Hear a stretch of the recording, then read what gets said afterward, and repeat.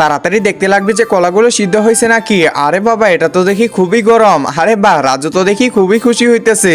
তাড়াতাড়ি তো আমাকে দেখতে লাগবে, না হলে বেশি সিদ্ধ হয়ে গেলে পরে আবার নষ্ট হয়ে যাবে। আরে বাহ, কলাগুলো দেখি সিদ্ধ হয়ে গেছে, এখন তাড়াতাড়ি বের করে ফেলি। বাহ, রাজু তো দেখি আজকে ভালোই খুশি, আজকে তো সবগুলো কলা খেয়ে নিবে।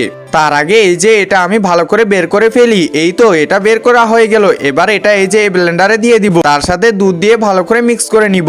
এই তো হয়ে গেছে ব্লেন্ডার। এখন তাড়াতাড়ি রাজুকে খাওয়াতে লাগবে। আর কি ব্যাপার, রাজু তো দেখি চলে গেল। রাজু তাড়াতাড়ি খেয়ে নে, তাড়াতাড়ি খেয়ে নে। আরে রাজু তো খাচ্ছেই না, কি যে করবো কিছুই তো বুঝতে পারতেছি না। একে যে কেমন করে খাওয়াবো কিছুই তো বুঝতেছি না। আরে মা, কি করব? আরে তুই ওইটা নিজেই খেয়ে নে।